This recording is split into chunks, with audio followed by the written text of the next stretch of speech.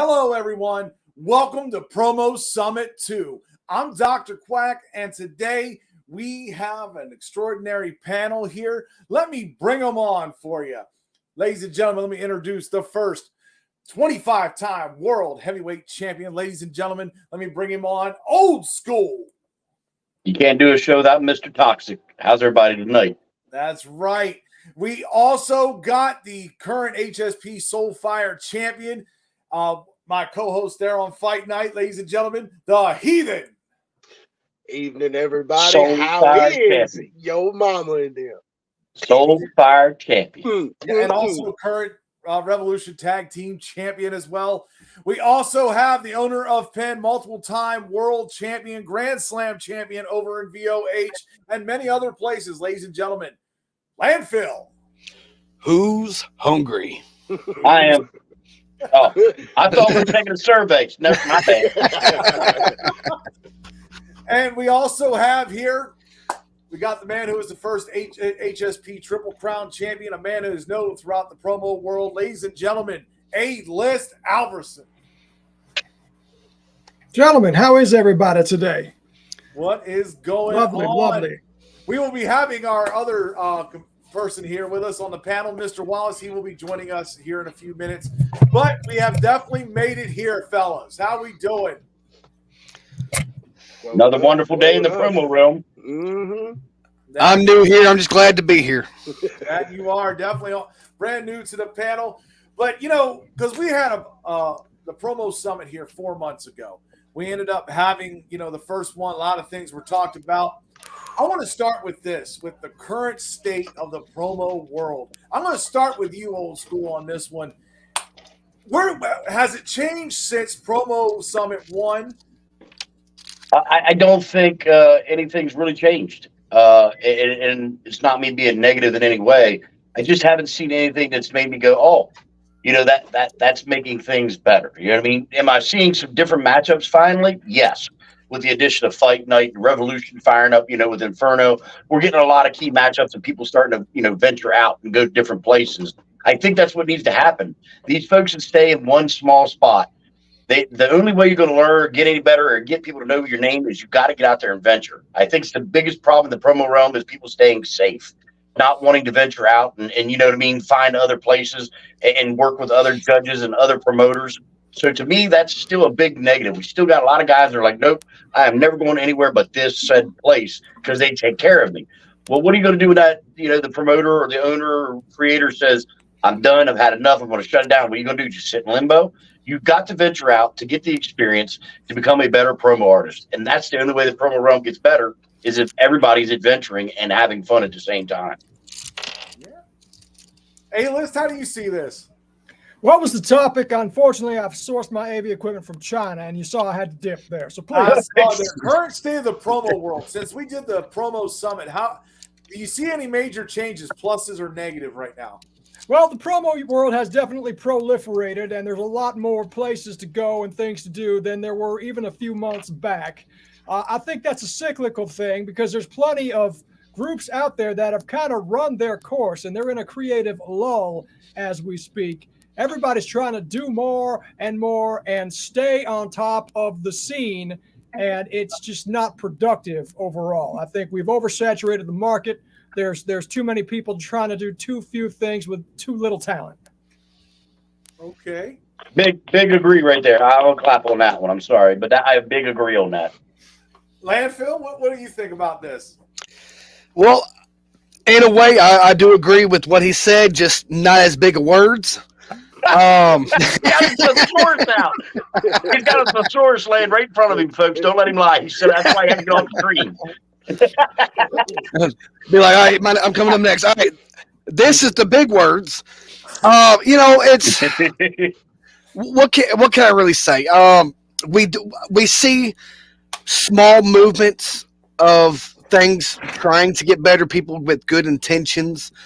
But then, you know, we see the backside of it where there's things being done with not so good intentions, and that we still having the same issues, you know, that if there's a way to remedy it, I don't know. But overall, we'll see. In the future, if we just keep pressing on, keep addressing the issues, and maybe one day some people get on to the idea of I think this is an issue. Maybe this is what we need to fix it. Okay. And last but not least, Heathen, what are you thinking on this? How do you see this world turning? Since the first promo summit, I've took some time to sit back and actually reflect on what the world actually looks like lately. And the key thing that I keep coming back to is I remember a time when Landfill and Jake, remember the match y'all did in the warehouse and how big of a highlight match that was? I feel like that is getting lost in today's. I don't feel like it's the same. It's like like A-List said earlier, people's trying to do too much with too little. Why aren't they doing enough with what they have? I feel like the competitive edge is getting lost. Yeah. I still feel like I want to rebuttal just a little bit on what Heathen just said there. One of my biggest problems, and a lot of people don't have to agree, and they probably won't. A lot of organizations need to stop trying to implement fucking wrestling. This is a promo game. We are not wrestlers. I'm not going to go over, and me and Landfill are not going to be in the square circle, locking it up, dropping elbows, because I can tell you right now, let's be real. Me and Landfill are going to get winded about 2 minutes in, and that match is going to totally blow. Okay? Because we're both going on a cheeseburger. We're both going to want to sit down. We're going to eat something, and we're going to tell the crowd to shut the fuck up. We're eating. So you got to listen. The judging, stuff like that, has got to stop circumventing around wrestling.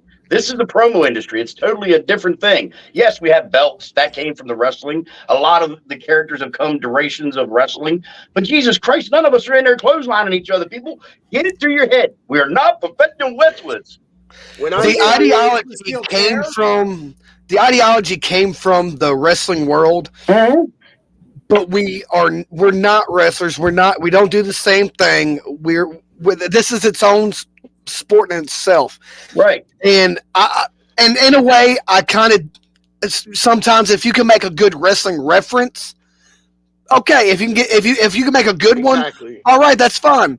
But I don't like how people try to integrate wrestling with what we do. Yeah. See, when I came in, it was like, hey, do you want to try this out? It's like wrestling rap battle. Is what I got. I can't hear A-List. Can y'all hear A-List? Yeah, A-List is on mute. Yeah, I don't know what's going on. Sorry, gentlemen, I was having a side conversation. I got a house full of people here. You'll have to forgive me. I kept seeing the word washing machine. Hey, well, we are airing some dirty laundry, so let's get that straight. Let's get that. You guys were talking about whether or not we are wrestlers. Now, there's a whole realm of territory out there. They call themselves EFED, and they do so pridefully. And their whole I hate that term. Their whole synopsis is that we are make-believe wrestlers. And we're going to go in there and have a wrestling match, and then they're going to transcribe a match that never happened as if it did, or some will even play the whole thing out in 2K. So There's different flavors to what we do. Obviously, promos play a part in all of it. But for our neighborhood, we've decided that this is the promo game, and everything else is irrelevant. This is competitive shit-talking, as it were. Exactly. So, hey, Liz, can I ask you, though, where do you see the line between content creation and promo? Well, now, see, that is something that I think hasn't been defined yet. Obviously, Mr. Quack is killing the game with content creation. He is a prolific generator of what are the things that we look for? Engagement. Yes, so, the engagement. There you go. The people, So he's the one. He's the one that's on top of that. Now, whether or not there are enough people in the world that want to watch a bunch of wrestling fans yell at each other remains to be seen. But there are. That's why people got broken blinds. They want to see that shit. So that's kind of the line is whether or not people want to watch it and whether or not you think it's something that you can pursue creatively to a point of being impactful in the world around you. I got to say, one of the words that gets on my nerves, and I hear it consistently throughout the world here, is irrelevant. Why do you say your opponent is irrelevant? Anybody got an answer for that? It depends on the opponent you're talking about, because some people are irrelevant because they've never done anything in the promo world. They're never going to do anything in the promo world, even if they go to a small pond where there's 3 people promo and they're still number 3. So, I mean, that's why they're irrelevant. That is the whole systematic use of the word. You know, if they're listen, if I'm going against A-list, I'm not going to call A-list irrelevant. You want to know why? Why? Because he's one of the top guys in the game. But if I go against JP, that irrelevant word will get used 66 times in one promo. I promise you. Well, also on the other end, though, you got the ones that'll constantly call people irrelevant. But I think it goes along the lines of you're only irrelevant until we have that match and you prove to me that you're not. Right. And then usually the veteran or the one that's been there a while will come out afterwards and either give, some kind of credit, to acknowledge it anyway, at least that much. There you go. Comment from Mama Purge. And don't shout into the camera the same thing. I always say to Purge, stop shouting. They can hear you. Yeah, Well, sometimes we got to emphasize. Yeah, but I don't think you need 4 straight minutes of screaming. No. You know No. what I mean? You can get your point across. Listen, right here on our screen is A-list. You know how many times I've heard that man really actually scream on a promo? And he's won how many titles? You know what I'm saying? So that is not a necessity to have in the promo room. You don't have to be loud and obnoxious. You can be cool, calm, and collected, win a lot of titles. Hello, I've done it. I learned that lesson going back and forth. I used to I still try to. I can't raise my voice as much as I used to, but I did back in the WGP days, going back and forth with Vince Kane. I mean, I blew out my voice box going against Hodgson in WGP, and trying to get back from that, especially while holding the HSP tag titles for 8 months. That's when I learned you gotta learn to fluctuate volume. Yeah. Somebody's got to give a class to people. Look, Facebook user down here. If you click on the thing that says Facebook, it will actually let you enter your name on here on StreamYard. But whoever this is, you can emphasize without screaming. I go with that. You can. Yes, you can. And here we go. Oh, God, we got a whole, book here. Somebody looked up the definition. Yeah, definition of promo wrestling. I don't know who that is. Jesus Christ. That's I know. That's I know. Oh, okay. Who the hell is doing a 90-minute promo? Not me. Hell, we had a blue dude. He even knows we had a guy do a 22-minute promo one time, and I cussed him out for it. Why have I never heard of Tout, Glide, and Keek? Was I off the internet during that time or what? I don't think we were around for that time. Never heard of it myself. Were they promoing with Moses over there? I mean, what the hell? I mean, Jesus might have turned water into wine for him, but it definitely wasn't around when I was around. Chris Bauer here, old school. Hope you're doing well. Got Bronx Bomber. How you doing? Let's see. WWE promoted the apps. Okay. Got it. All right. There we go. Let's get into the next one here because I want to talk about this too. Promo feds popping up. Now, we had a few that came up months ago that were just starting there. We had things like Defiance out there. We had APF that was just starting up there a few months prior. They're moving up their ranks. How do you see these new feds that are coming along? A-List Alverson, we'll start with you on that one. Sure. Everybody out there has creative visions and they want to do things in their own style. Now, obviously, Defiance puts a lot of effort into the whole package. The guys running that show, Tonester and Brahmer, are really putting a narrative behind the show, start to finish. It's an integrated experience. You know what I mean? They have little cut scenes and vignettes, and it all floats around the venue that they're in on that particular week. So it's different enough that it's not exactly the same as all the other promo guys that are just putting on matches of people screaming at each other and arguing over something over a belt.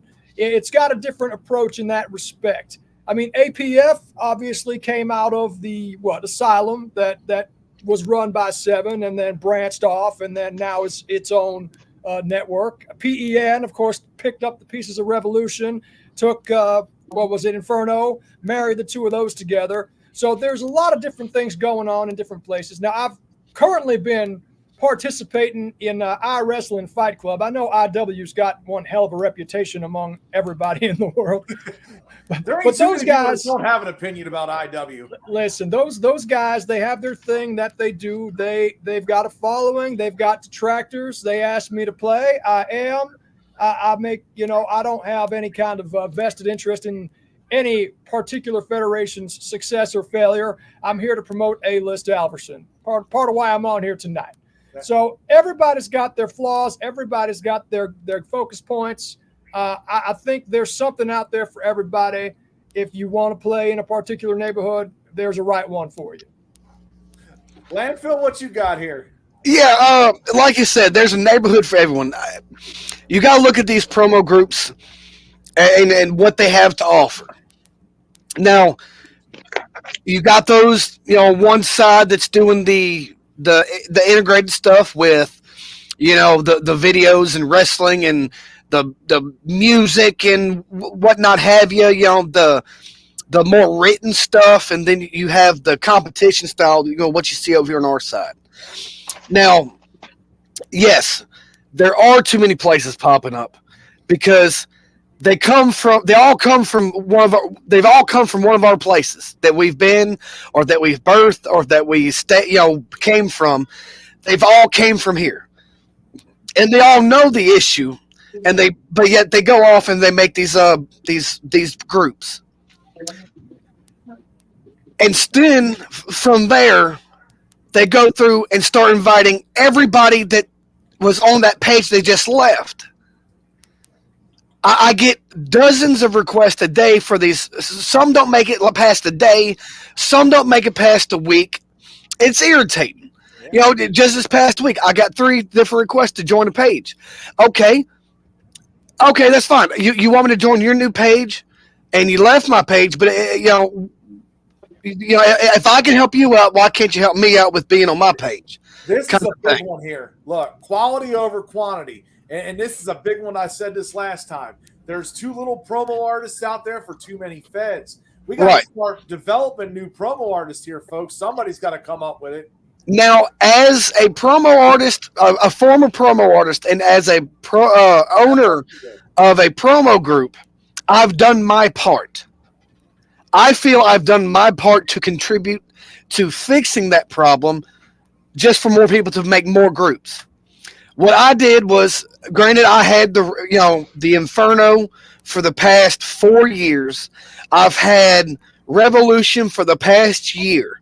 I took both of my pages and made them into one.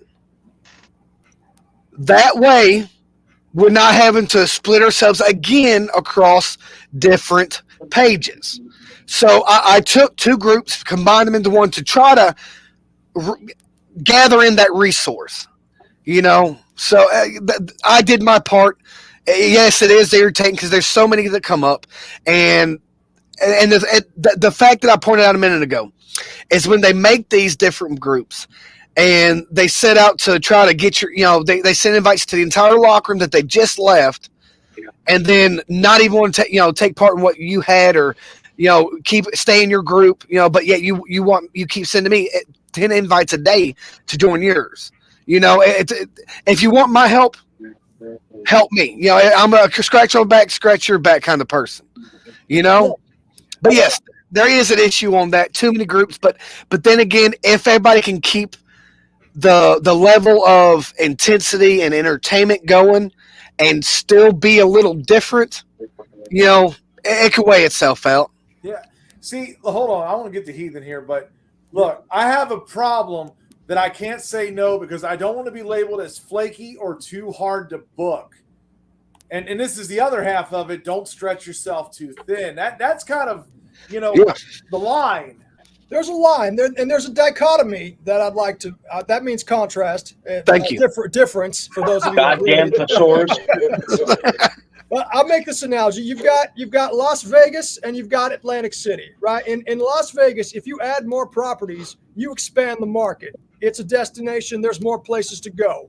Now, in Atlantic City, right, you build more properties on that little beach, you are cannibalizing the market. There's only so much room there. There's only so many people that go there. Right now, our promo realm is more akin to Atlantic City than it is Las Vegas, right?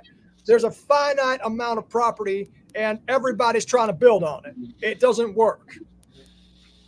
Heathen, what you got on this? Honestly, I think what a lot of it is backstage bullshit and politics. I mean, I know a lot of people will say it's one and the same. It depends on who you ask.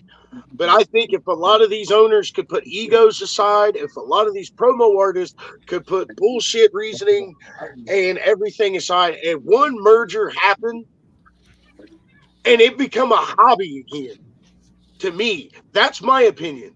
This was an escape for some people like me. I mean, and now, to me, so many people take it so seriously anymore. That's where I'm coming from with it. To me, this has always been a game to me. This was an escape from real life bullshit. I mean, that's where I come from with it. And to watch it get torn apart by backstage bullshit, egos, somebody not wanting to take a loss, somebody don't like the judging, somebody don't like this. I mean, that's my problem.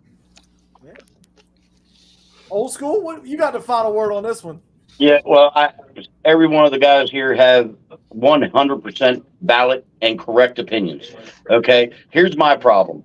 Me and A-List, we run a group, and we're Celtic hot, and our champion, who's been champion for, let's say, 200 days, loses his title, gets mad at us because he thinks we jobbed him, starts his own fed, then he takes all of his friends with him, and it hurts our fed. Is that fair? No, but that's what happens in the promo realm. Regardless of how you do it or how you work it, me and A-List agreed 110% on the last promo summit. You will never get rid of the drama in the promo realm, and drama creates new groups. Because once the drama starts and people start arguing behind the scenes and they're back in the locker room arguing that they're better than the other guy and their ego can't let go, then they go, fuck it, I'll just start a group of my own. And I'll bring all my friends over there and we will win titles then. We will be champions. Listen, there's a really, really thin, narrow line to being able to run a group successfully, okay? I've seen Haywood say it. Nobody really understands how hard it is to run a group until you do it yourself. There's a lot of promoting. There's a lot of hard work. And here's the reason I say that. I'll give you a perfect example, and I'm going to shoot a fucking bullet, and it's going to start a wildfire. HSP would be so much better right now if they would promote. You have matches that could be stellar matches, but nobody is promoting the brand. Nobody is getting the brand out there right now for people to see it. So guess what? Nobody's tuning in. Nobody knows that A-List may be having the match of his career on Saturday night against Mr. Wallace, let's just say, because it's not being promoted. You must promote your group. And these guys that jump fed to fed and start their own fed, that's their biggest problem. They don't know how to promote. They invite all these heavy-hitting players in, and they don't know what to do with them all. Oh, hello, A-List. I see you there. So my thing is this. I think I agree with Heathen the most that a lot of the backstage drama causes new groups to be formed. God, can everybody just hear this comment here? Running a Fed is a thankless job, too. It's easy to say that because, me as a group owner, I know Timmy, you and Heathen are general manager. The groups we run or we manage, nobody's going to say, hey, thanks a lot. You know what I mean? They're too worried about how was my match promo. I should have beaten that guy. I should have beaten this guy. Or why am I going against this loser? You're never, ever going to get rid of any of that ever because it's going to happen in any group you're in. And guess what? Here, I've seen this happen before. Guy leaves, starts his own Fed, brings his buddy over to run the Fed with him. Guy who started the Fed leaves because now he's pissed off at his buddy. Buddy has the Fed. Buddy just lets the Fed go to shit and die. It happens, and it does a lot. So these groups that are spurring up, some of them will be real successful because they've got great promotion. But some of them, they're going to be here today, gone tomorrow. That's just the way it rolls. I mean, honestly, I think if a promo group is started out of spite, to me, honestly, it is doomed to fail. If it's born out of spite, it's going to end in spite. You got to be more specific here. Oh, buddy, I hate that guy. Which guy? There's 5 of us on screen. It's like you were saying, out of spite. You've seen it with like the last 3. If y'all know what I'm talking about, the last 3 or 4 promo groups that was made that y'all got requests for. It's these guys who get kicked out of so many promo groups and because of their attitudes and because of their unprofessionalism. And then they want to go, after they've ran through all their resources and threw as much shade and trash around as they could, now they go make their own and want to be the best. Now, here you go. Here's something for the four of you, because y'all have held world titles. Titles should be a prop, honestly, for us. No. No. I disagree.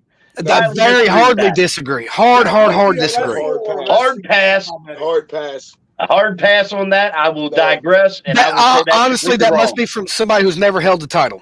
It could be somebody not from the promo world. We do have wrestling fans on here and wrestlers as well. Well, the way I see it, in promo world, there's winners and there's losers. We're grown-ass men. We can accept that. We don't need participation trophies.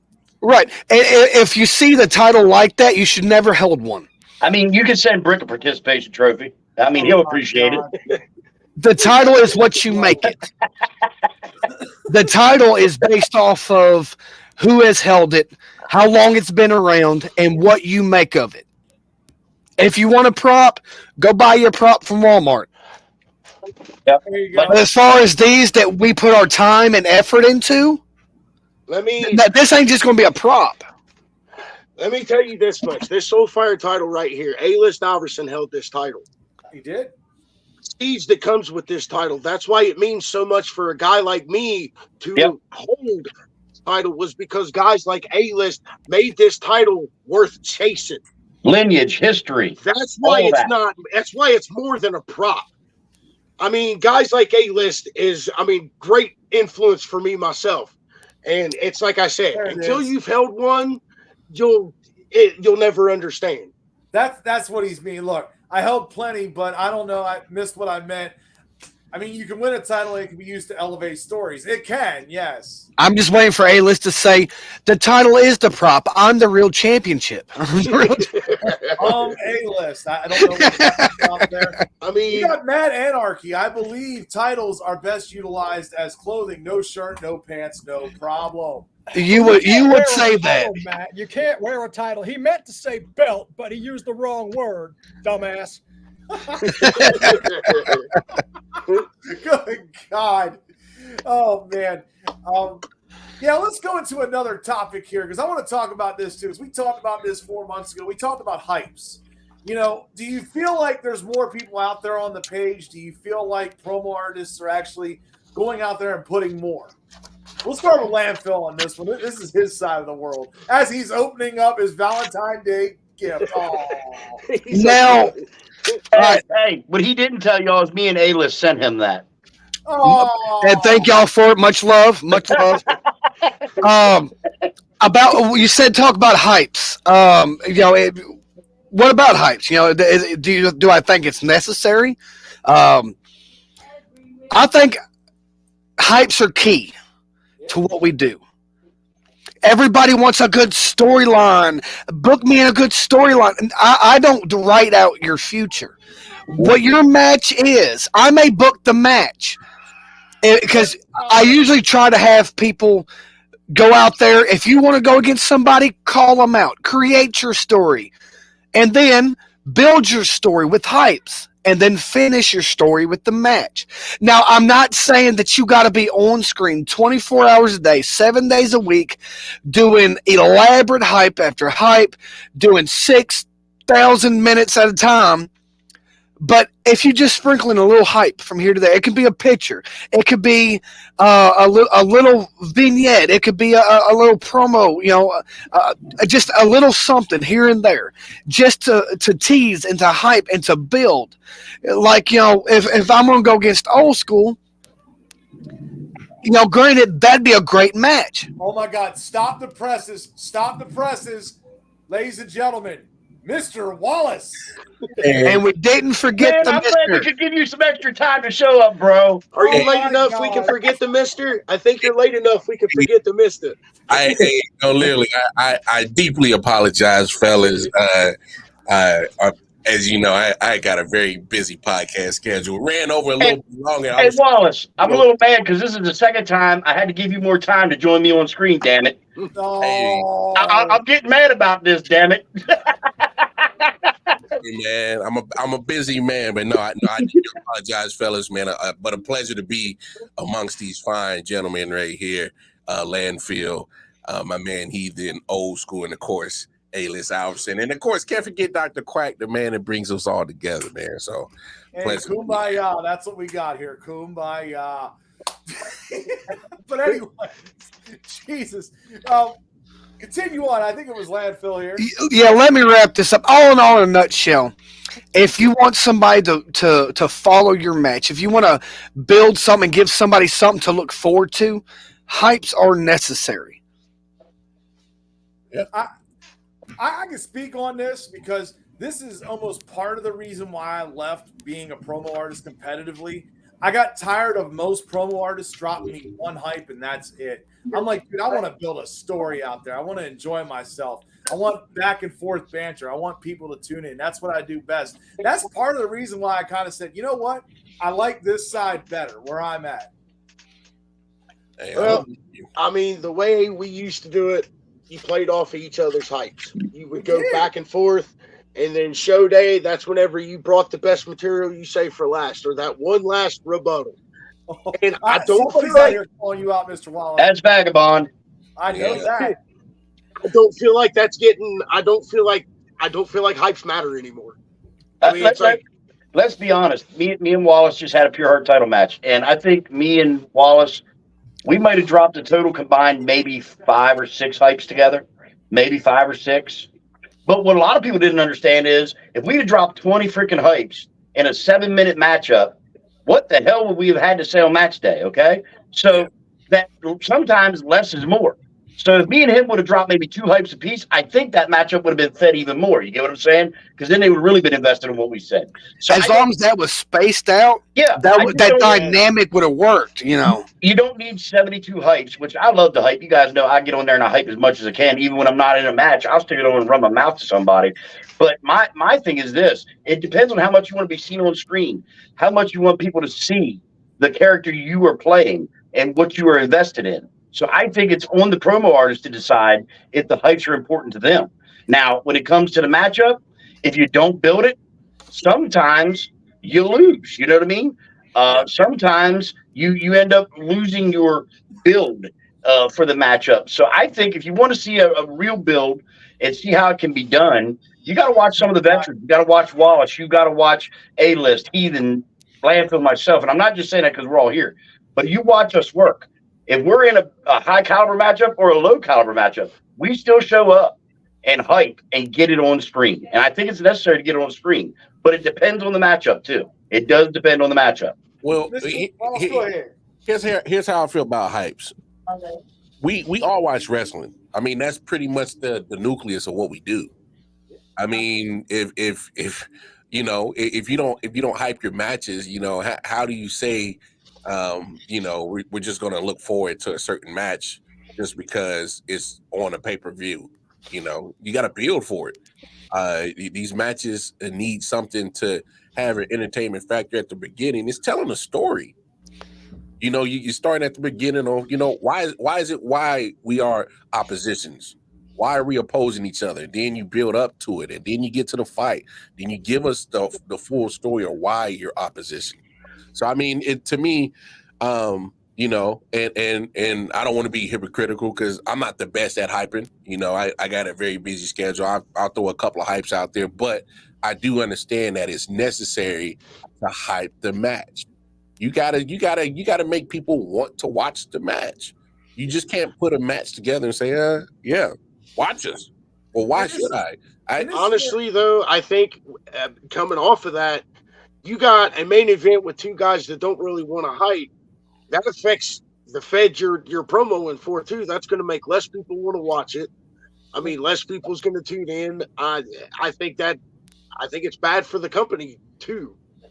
See, A-List, you're the prime example of this. You can actually go out there and drop one hype, and generally that's all that's needed. What is the perfect technique? How do you pull that off? You see, every match is different, right? That not not every contest on the show is the main event. So you have to approach things from different perspectives. Now, if one man is the champion, which I tend to be, not to toot my own horn, but that's the situation that we're in often, right?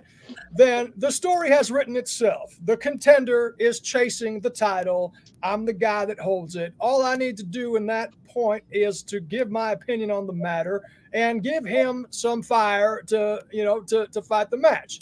If two guys are going up in the second spot and there's really no conflict between them, it's just that the promoter said, okay, put him and him in there. There's a lot more work to do to make this match something that people want to see. So if those people want to be recognized, they're going to need to put a lot more effort, hype-wise, into getting their conflict across. Mm-hmm.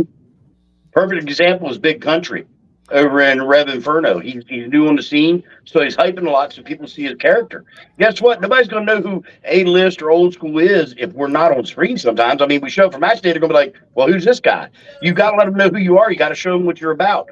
And that's how you get put into big caliber matchups. Just my opinion. Well, it kind of depends on the character you're going with, because if you're going to go with less hypes to play that kind of character, at least make the hypes you do put out worth watching. Because I see a lot of it being they're sticking to the character of we don't want to give them too much, don't want to give them too much. Well, at least give them something. If you're going to be that character, make what you put out there once every 2 weeks something. Definitely. We're going to take a quick commercial break, and when we come back, you'll hear some more.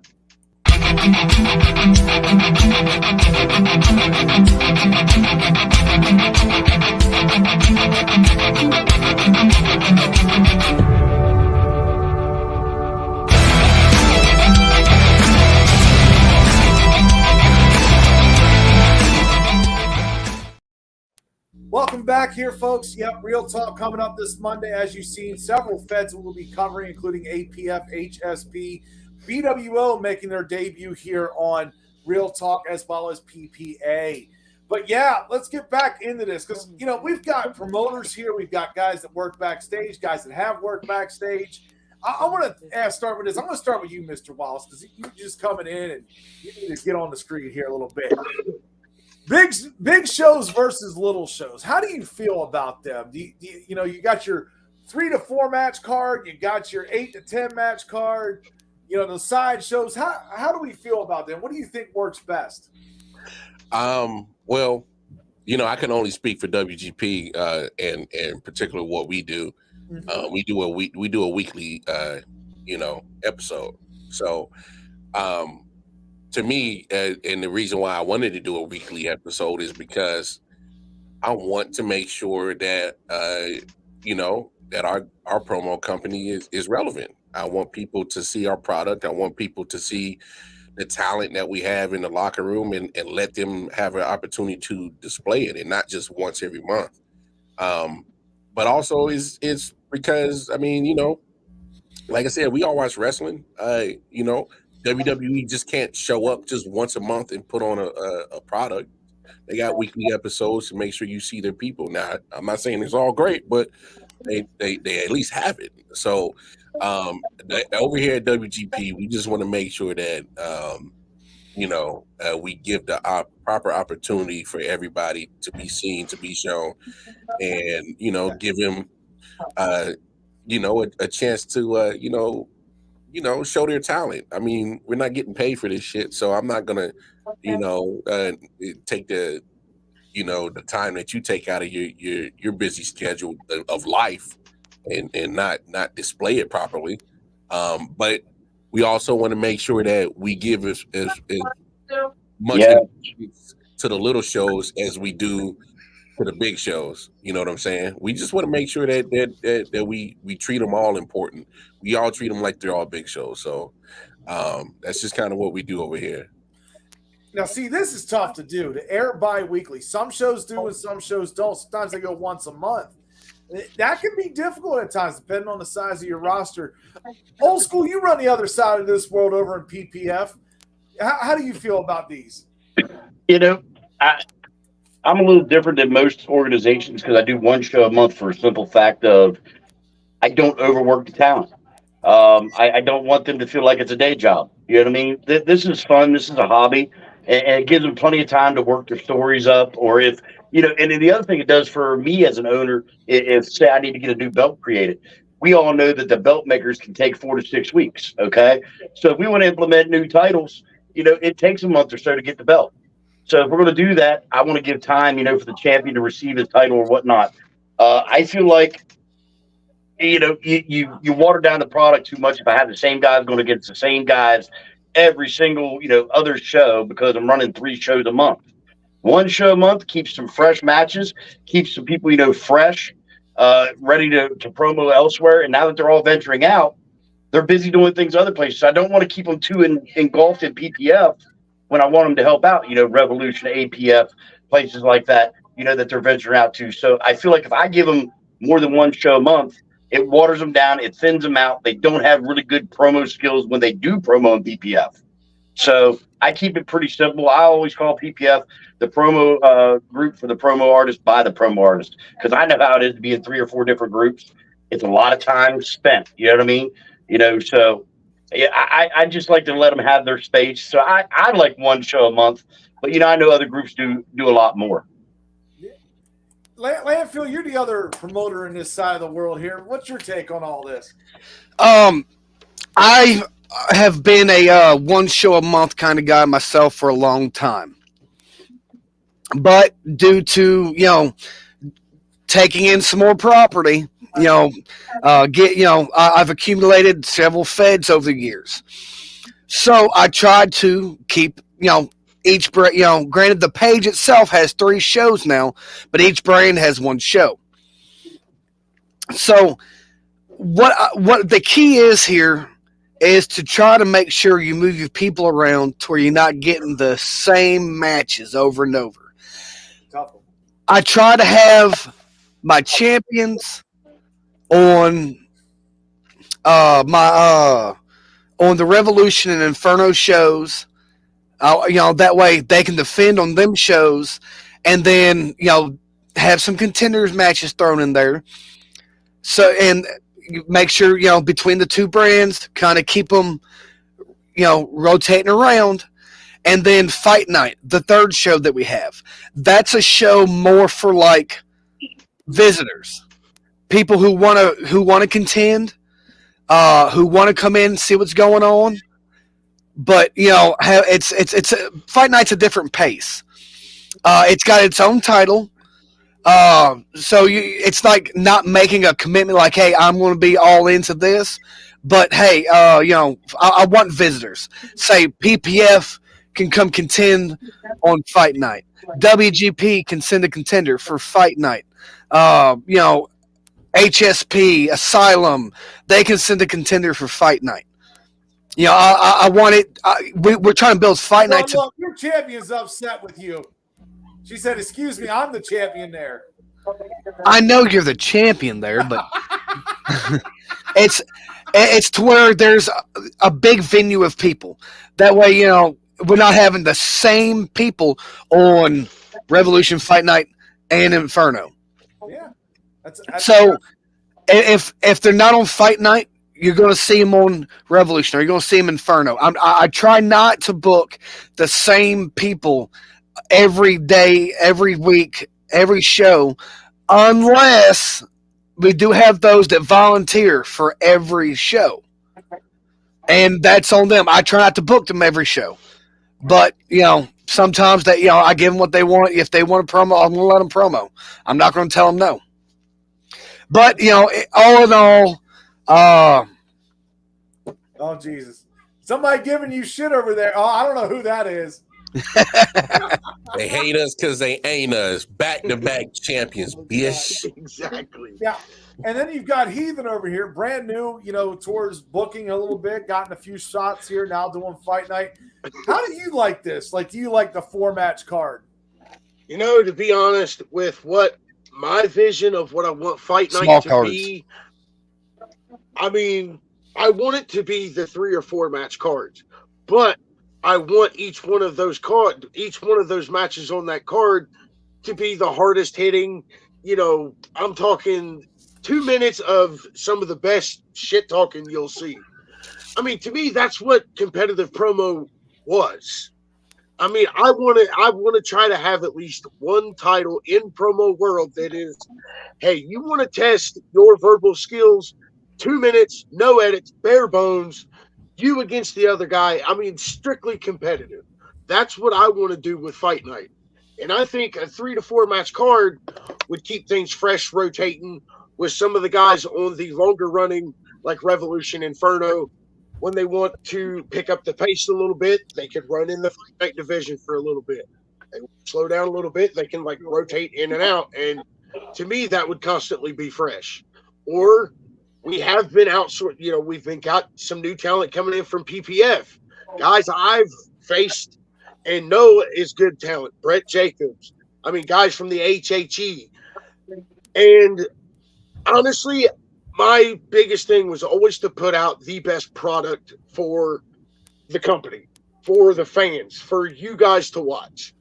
And so far, I'm liking the response that we've been getting. I always ask, what can we do to do things different? I will always ask questions. God, can we go an hour without talking about Taylor Swift somewhere? Can we please? Quack, that's your fault. You put the comment on screen. You put the comment on screen, so it's your fault. My fault. I'm going to take Bad Quack. Hey, listen, last night we figured out that he's secretly judge number 3 because look at the shit he stirs. Just saying. Just saying. I ain't judging nowhere. I told judge number fucking 3. Yeah. Can I backpedal for just 1 second since Wallace showed up late? Yeah, just don't wreck your bike. We were talking about the titles earlier. Wallace has also held it. It's another thing about lineage. I mean, there's 2 of them that's held it before I got here. I'm trying to show the same respect to each champion that's held it before I have. Just a little something extra that this prop means to me. Well, you got something from your number 1 contender there. So you want a Fight Night? So you want Fight Night to be like Soulfire Division HSP? I mean, that's what I'm planning to turn it to after I beat your ass. But oh, Jesus. And no, I ain't no damn Swifty. Let's move on. Here we go. I see someone on this screen who would like to have a match with. That would be from David Babel, the Unhinged. Well, David, let me be real with you, brother. You're looking at a lineage of ass kicking and shit talking. You might want to cinch up your shorts because it's going to suck for you. I'll be real with you, bro. God, we got all sorts of comments flying in here. Speaking of, stirring the pot, let's start with that old school. Let's talk about the. Oh, my favorite subject, stirring the pot. Yeah, stirring the pot. Let's talk about that promo blacklist. Woo! That shit. There needs to be one, and I don't care who likes it. There needs to be one. But I think agree. It would be hard to do. Okay, and here's the reason why I say that would be hard to do. So I don't like what somebody did in a promo group. A-list may think that it wasn't like a huge offense that, you should give the person a second chance. You know what I mean? Opinions could vary. So where would you get a tribunal of, like, let's just take us 6 guys right now.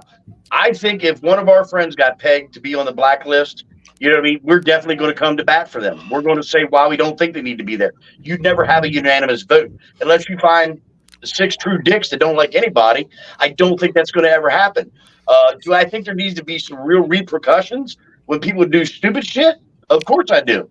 But if it happens in your fed, just get them out of your fed.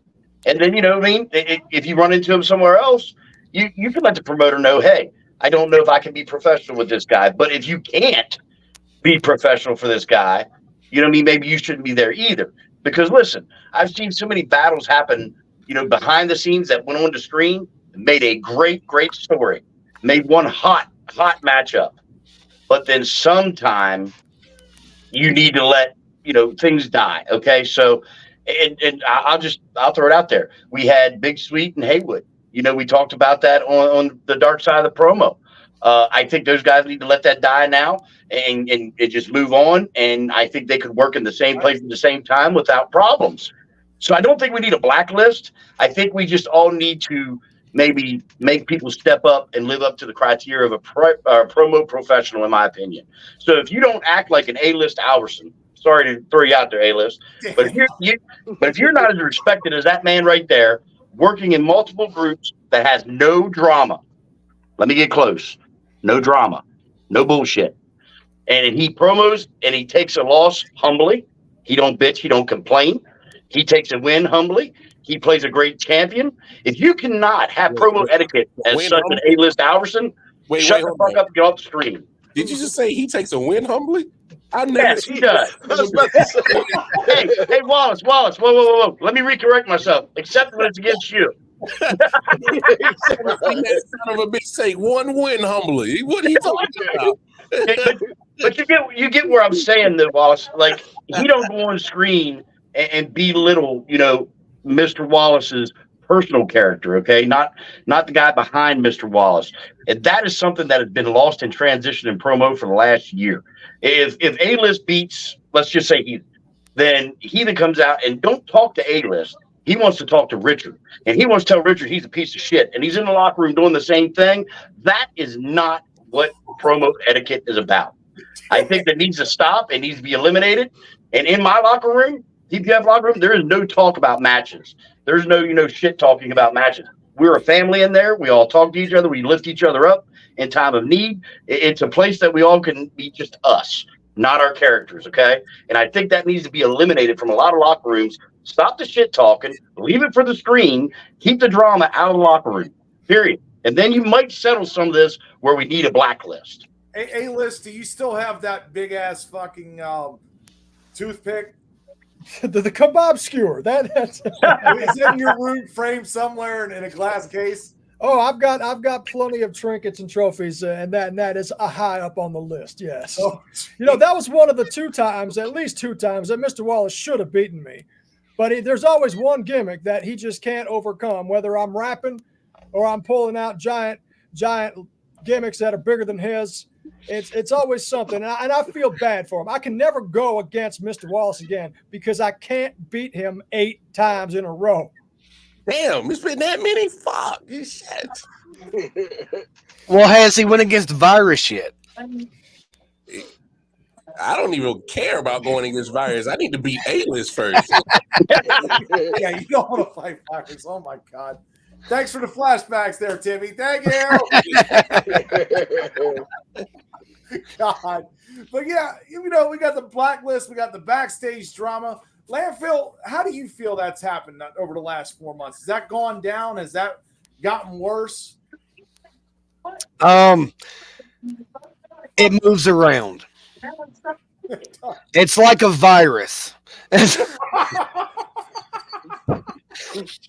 you get it out of one locker room and it just jumps to the next. Oh, and then it makes its own group. It's like a bad case of gonorrhea. You could just pass it around all fucking day long in the locker room.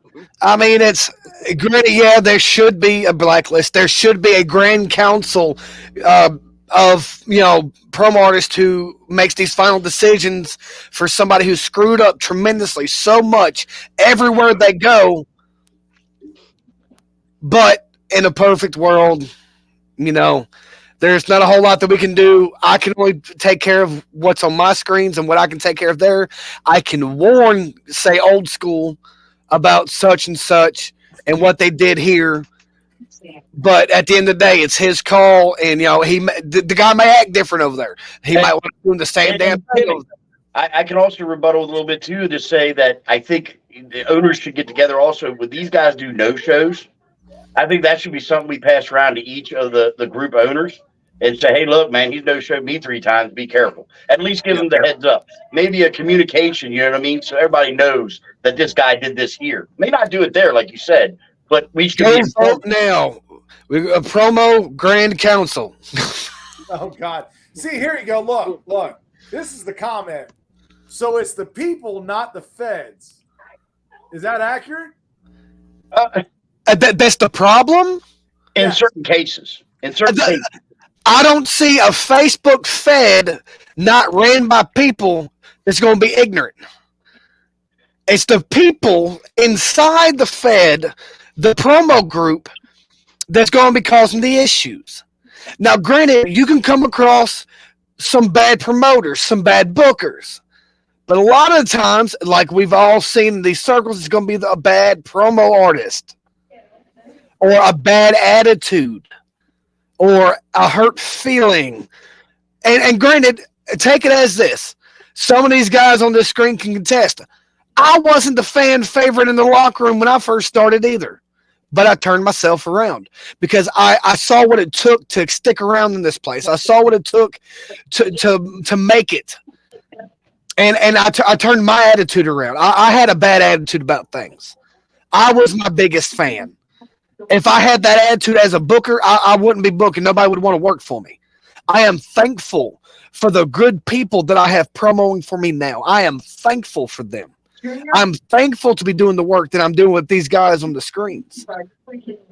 But there is bad apples on the tree. Mm-hmm. Indeed, there is. There's some rotten fruit out there. Now, if I make a mistake and I screw up as a promo artist, so if somebody like, hey, that's kind of a dick move. Okay, let me know, and I can fix that.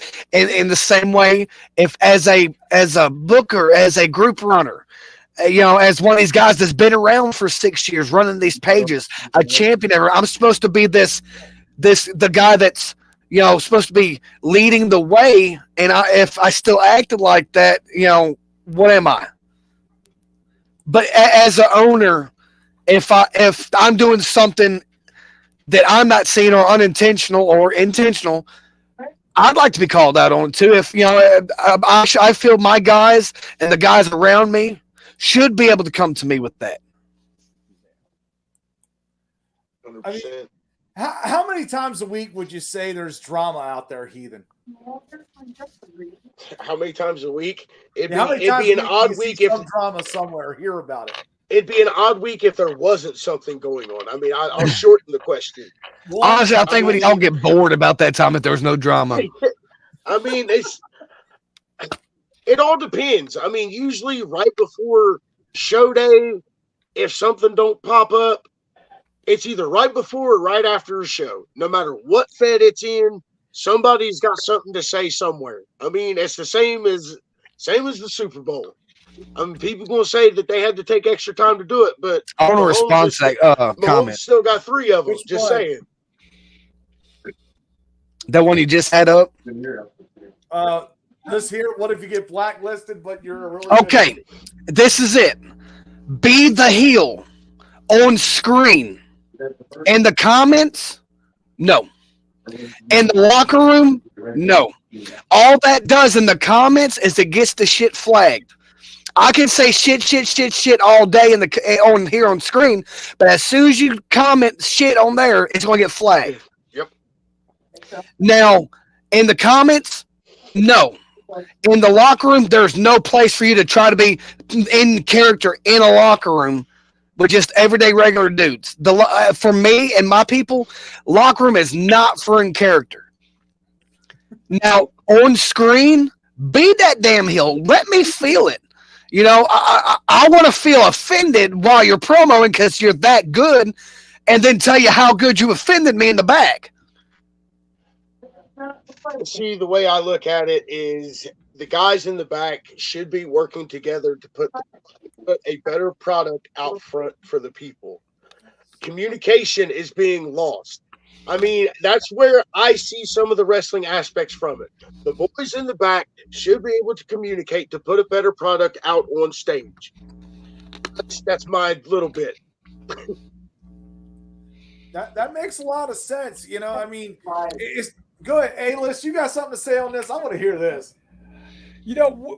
Because this community is so small and tight-knit and all the guys that are watching the show are either in the show or in another show, we put so much effort sometimes into kayfabing each other that it becomes detrimental. And that's when you get people going off and speaking out of turn in the locker room because they want to get a rise out of who they think are their friends. And they know they're going to react a certain way, and they try to poke the bear, and the bear gets angry, and everybody gets mad, and that guy gets booed, and he said, I was just doing my job. And it just that's how this works, people. That's how it happens. Now then they say, okay, don't work with this guy because he was being an asshole on public time. And then there's going to be somebody out there that says, don't tell me who I can't work with because I run my group. You don't. I'm not listening to you. Yep. And then the whole thing explodes, and then the whole circle starts over. I got a special guest for everybody here, and I want to talk about the king of backstage drama. Ladies and gentlemen, Rig! What's up? How we doing, Rig? What's your thoughts on backstage drama? I mean, you only cost a little bit here and there. Little bit's an understatement, and I don't know why my comments was coming up as Facebook user, but that's another reason why I wanted to jump on here. I mean, it's no secret to everybody on this screen and most of the people in promo land. There was a time where I was technically blacklisted whenever I was so far on the deep end and just a total idiot where no Fed wanted to work with me. But you know what? Being in that quote blacklist, if you will, made me wake up. It made me think about some things. It made me realize that, hey, hold on, whoa, and it changed me. It changed me not only on the outside of the world, but in the promo world as well. I firmly believe that if not a permanent blacklist, there should be if a person goes too far, timeout area. A major timeout area, not a week, a month. I got hair growing again because you left for a while. I'm happy.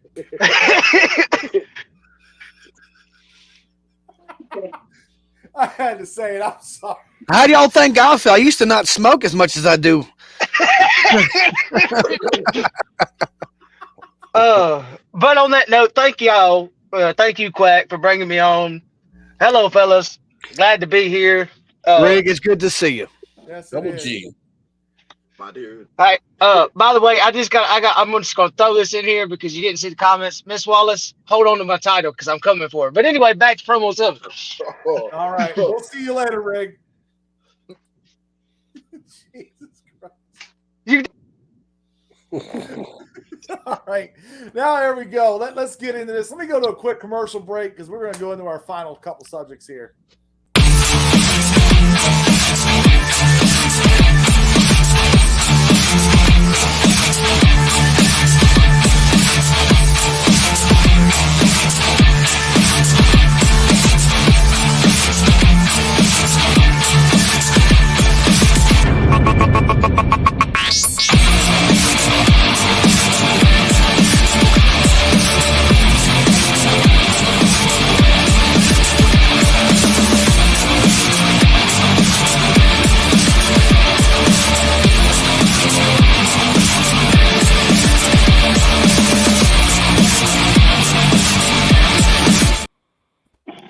And there you go. There is March's schedule. There are a lot of great interviews getting ready to happen here. We got one next week here. Master of Illusions. He will be coming out next Tuesday. But yeah, we still got Rig along here. Let's bring this up to a close here because I want to bring up A-List. A-List had a question here, and I love this. I'm going to let him start with it. What is your measure of a good promo fed? So you want to measure a good promo fed. I mean, obviously, any kind of online presence is measured by the engagement, right? The likes, the views, the subs, the whatever the hell that it is you're trying to do. So what I think a good promo fed is something that has a good structure, that has a dedicated audience, that has sexy ORM belts, and a nice prize for everybody to play for. That's my measure. Like, is your product quality? Is your staff of quality? And are you putting out content that people would want to watch if they weren't directly involved with it or want to be directly involved with it based on what they watch? Okay. Old school, how you feel about that? I agree with A-List almost 80% of that because the ORM belts are very nice because, well, I held one of those right there. But I also think it's the promotion of the Fed. I touched on it earlier. If you're not promoting your Fed, you're not putting it out there, then you are not going to have a successful Fed that people want to work in. You're not going to have a Fed that people want to come to and play in because guess what? They don't know it's there. They don't know it exists. One thing I can say is this, and a lot of people laugh because I put up the Quack call. A lot of our views that HSP are grabbing right now are thankful to Quack. He'll do, simple little things we talk about on Real Talk that helps promote the company. I think if you want a successful, great brand, it needs to be promoted. And also, this is a big one, you need dedicated promo artists, ones that aren't going to be wishy-washy and only show up when they want to. They're there when you need them. So if I book A-List in a match, I know he's going to show. Okay. If I book Heathen in a match, I know he's going to show. So to have a great product, you got to have great promo artists. You got to have people that are having fun, dedicated, and they're not invested because of a title, but they're invested because there's a chance they could face somebody that they never thought they could beat. You know what I mean? Somewhere else, and they have a real good chance of having a really good match with those people. So that's what I think builds a perfect Fed. And I think I need to see a lot more of that, around the promo realm. Not saying that I don't. A lot of Feds are really doing it now. And a lot of Feds are really, well, I've gone out and started going to different places again, which I had done before. But now there's more lay of the land, you know what I mean? And with people that you trust and want to work with. So I think that's the other thing, trust. That's a big key factor too. You're walking into A-List's group. If he owns one, I'm going to trust him 110%. His judges, I'm going to trust 110%. I think it all lays on the promoter and the promotion to have a great Fed. Landfill, I think you're buzzing. Yeah, he's buzzing. Yep, he sounds like a bee. Landfill sounded like Cheetos earlier on. He was crunching, now he's buzzing. I was hungry. Still buzzing. Vagabond, is that you? That was a voice changer. I don't know what happened. You want to exit out and come back in? Well, it started happening when I got booted out a minute ago. I don't know. I don't know. That sounds like a vibrating butt plug that I've heard of. Oh my Oh, God. Mr. Nothing like Wallace the anal knows plug. exactly what those sound like, by the way. Hey, I like a lady in the streets freaking the sheets, baby. There you go. Landfill, what's your take on a good promo Fed? Well, obviously not butt plugs and vibrating. But we've gone to hell. There it goes. but Vibrators are Elijah's gimmick. That's why. it takes. Holy shit. It's a 50-50 thing. Granted, the promoter and the owner should take the initiative on everything, but it's a 50-50 thing. It should be 50% that owner pushing their people, pushing their product, pushing their brand, and then the other 50 of the people that promo for you, pushing themselves, pushing the shows, pushing their matches, pushing the brand themselves. And that's where we should meet in the middle there. Because, I wouldn't have to take it all the way as to say, all right, I'm the owner. I'm going to book the match. I'm going to promo for you. I'm going to go against myself there. And then I'm going to come out the winner. I can't carry it all the way.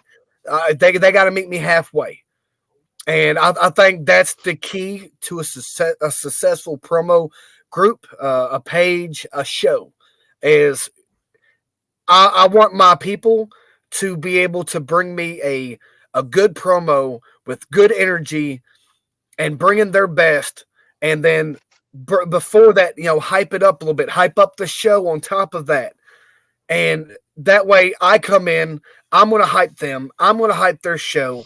I'm going to hype their match. I'm going to hype the show on top of that. And then I'm going to match their energy with the commentary.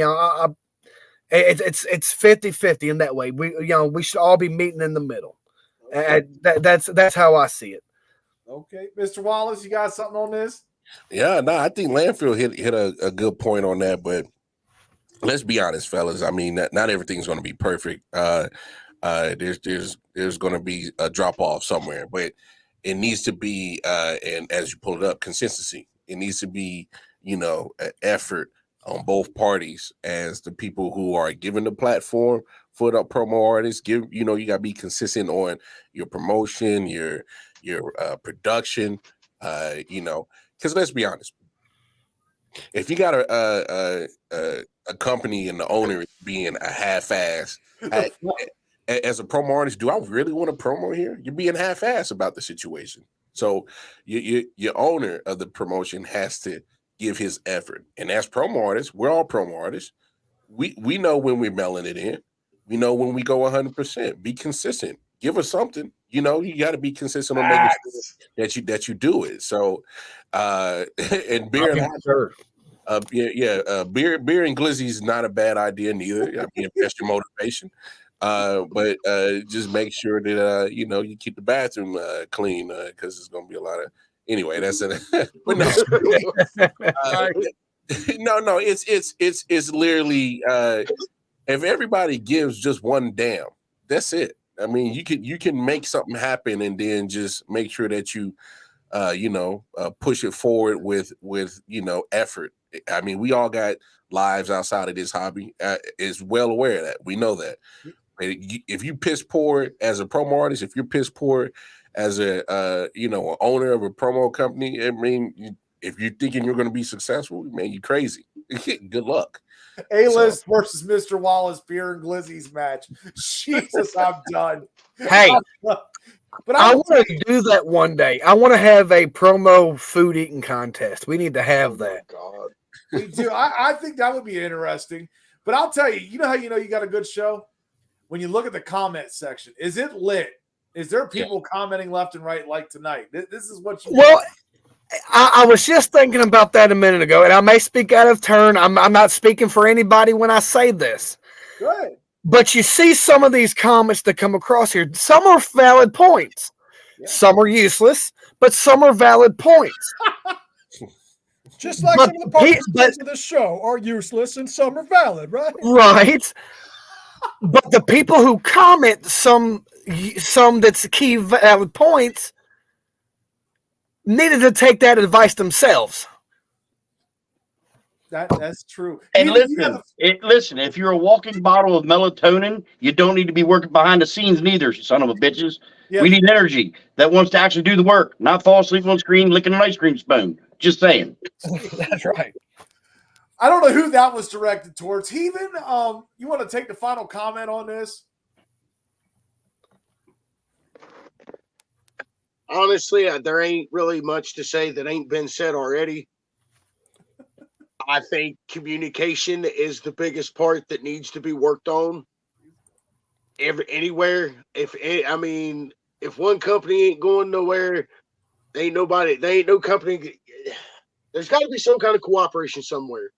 If Promo World's going to make any kind of effort into it the next 6 months, making it the next year without each company tearing each other apart, because at the end of it all, egos are going to have to be put aside, and people's just going to have to learn to start talking. That's the way I can leave it. Okay. We got one more topic here we're going to talk about. Let's see. Rig, you want to start this one? Rig, you actually they're talking. What's up? There you go. Judges, how do you feel about the judges? Oh man. Have you improved since you came back? I mean, I've only had one match back so far, so that's kind of up in the air. I'd say they have, but that could be a little bit of a biased opinion because I did not expect a clean sweep. But I've had my issue with judges in the past, but in the same breath, I've learned that win or loss, if you're doing this just for win and losing, then you're in it for the wrong reasons. Yes, you want to compete and everything else, but if you're going to sit there and get mad every single time that you lose because you don't agree with the judge, then you're in the wrong business, man, because that takes the fun out of it. And that's where the egos come into play.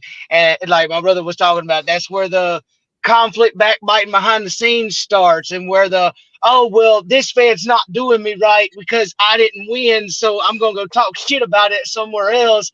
And that's where all the unnecessary high school locker room, high school girl drama comes from, man. And it's just like, there's no need for it. Yes, we are all competitors. Yes, we all want to win.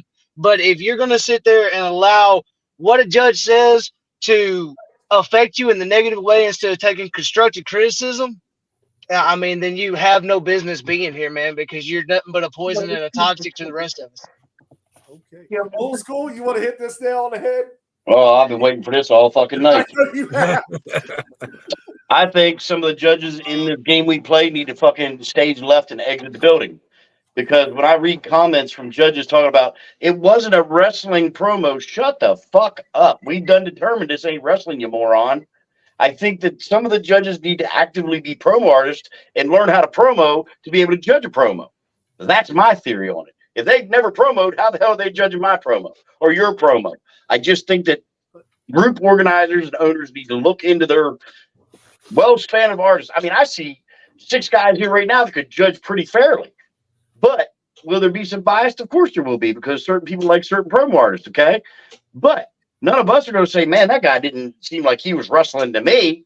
That don't make sense. That is not the way it works. We are judging a verbal battle, a competitive battle of words. So if me and A-List have a battle and neither of us mention wrestling, do we both lose? That's where we're losing the concept. It is a promo battle, not a wrestling match. We're not putting on tights. We've done discussed this. Me and even me, Heathen, and Landfill could have a triple threat match. And guess what? We're all going to be sitting in the middle of the ring about 3 minutes in, eating a cheeseburger, talking about fuck this, we're done. So listen, my thing with the judges is, listen, every group has different judges. You just got to learn to adapt to. What if you have 3 shitty promo artists being judges? Well, then you're going to get some pretty shitty opinions. And I could give you 3 off the bat if you wanted them that would probably give you shitty opinions. But that's my opinion. You know what I mean? What I'm saying is there needs to be some kind of system that universally sticks with a judge, because guess what? Some of these groups are still going off of wrestling like E-Fedders do. This is not wrestling. We are not E-Fed. We're promo groups. So to me, that needs to be lost in transition. These judges need to see promos for what they are, a verbal yo mama battle about who's going to outdo the other with a verbal assault. Period. No wrestling. A-List? Yep, there's the sign. there it is. Right. We can go right back to what I said at the beginning, where everybody's got their own neighborhoods that they want to play in, right? There's the problem is that there's the secret ballot of judges who are shaping and directing the product. And a lot of the times they aren't involved outside of, hey, pick a winner of this match. They should be the ones producing the show so they can direct it in the way they want to go. But if you're going to produce a show, you're going to book matches, you're going to put it together, and then you're just going to throw it off into this field of judges and hope they get it right, then you're doing it wrong. You know what I mean? If your judges look for a certain thing and that's how you want your group to shape, then that's great. Go with it. But if you just say, I need a third opinion here, who do you think won? And they go, well, I like this TV show, and that guy reminds me of that. I'm going to go with him.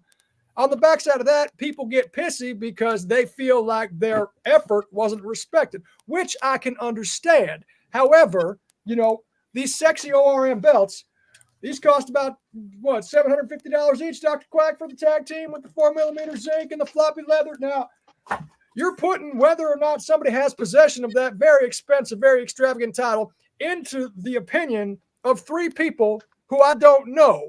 So I can understand people getting pissy about that. But nevertheless, this is just a game. So it is what it is. You don't like the way that the game works, you can go play it somewhere else. There's plenty of places, as we've discovered. A plethora of them. Yeah. Haven? Honestly, when it comes to judging, I mean, it all depends on where you're at. I mean, that's really all it's ever been.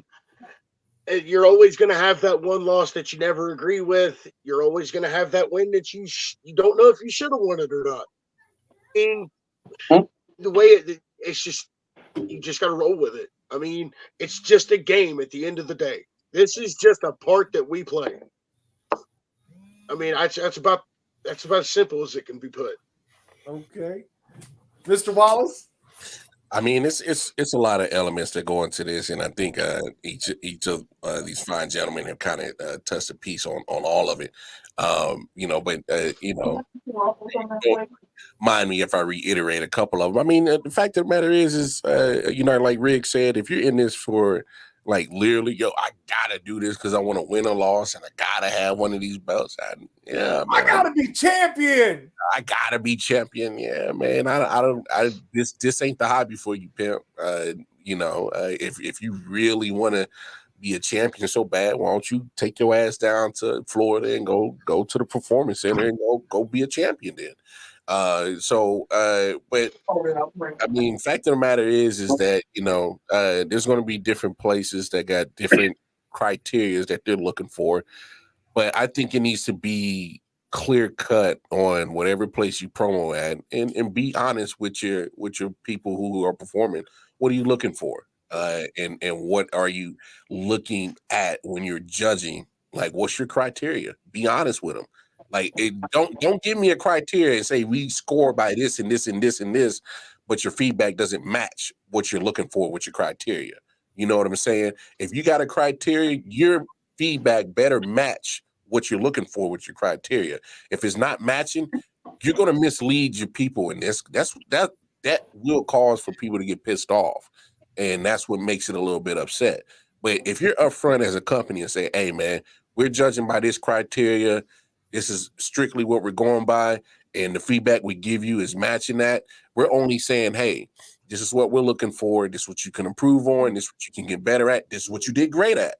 And as the promo artist, take it as constructive criticism and move the fuck on. But you can't be bitching and moaning if they're actually judging you based off the criteria that this place is giving you the feedback that is, correct with it. So it's a give and take relationship on both ends of that situation. So it can get hairy at times, but hey man, we're all adults in this situation. Like, if you feel confused on what you're looking for, it's okay if you ask it.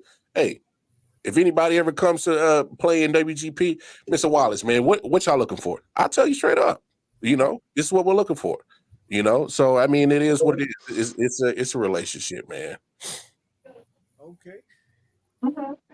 Yeah, exactly. I mean, you're right on this. You enjoy wrestling. You always have. The next best thing, actual entertaining wrestling business. I see people start off in the promo game and are in the wrestling business today. It does happen. Yeah, I mean, people translate to it. Landfill, you got the last word here. I'm just going to piggyback off of what Wallace was saying. Each group is going to have their own criteria and what they look for, but you got to make sure you disclose that to your people and to your judges what exactly you're looking for in your judging. That way you can hold your judges accountable for that, and your people know what they need to work on for when they do their promos. Now, to get rid of it all, if I can just throw a name in a hat, pick one, and just be like, "Oh, here's your winner," that'd be great. We don't have to worry about all that stress. But people want to be judged and, so on and so forth. So definitely just got to find what criteria you and your place want to go for. Make sure that it's understood by the judges, and make sure that it's understood by the people that's promoting for you. Mm-hmm. There we go. Well, we're gonna do final thoughts. Anybody got any predictions here on what's going to happen over the next 4 months? Anybody want to go with that? The same old shit. Same shit, different months. I'm with Landfill. Same shit, different months. They're just going to give us something to bitch about here in about 6 months. So yeah. Well, there we go, folks. But I do hope for small strides. I hope for small strides. That's what we're hoping here. I got one. I've only got. Oh, go ahead, Alice. Dr. Quack needs to hit 10,000 followers before the next show. That's what I say. Please. I'm at 2,500, man. Only. Hey, I want to know if we can make it legal to put shock collars on promo artists with no energy. I mean, that's what I'm shooting for the next 4 months. Old school, you got to start sending out coffee. That's what you got. Yeah, it's just bro. I don't share my coffee, so they're screwed. I'm not giving them a cup of my coffee. Ain't happening. You got to package and sell it, bro. I'm telling you, if you sell it across the promo land, bro, you winning, dog. Yeah, hey, look, I'll drink a cup. I'll tell you this: a lot of people don't know, but there's some folks that have been in a group chat with me. I've showed them. I can drink. I get 96 of those K cups. You know what I mean? And I could drink that in less than 2 weeks if I wanted to. Jesus. Like coffee is man. coffee is my life. Straight coffee. Motherfucker, do you sleep? Oh yeah. Hey, Wallace, this is no lie either. I get my wife on the screen right now. I could drink a whole pot of coffee, go up, go right to sleep. Boy. Coffee doesn't do nothing. It's just I like the taste of it. So caffeine don't bother me. It must give you the runs, clear you out. No, don't even do that, bro. Jesus.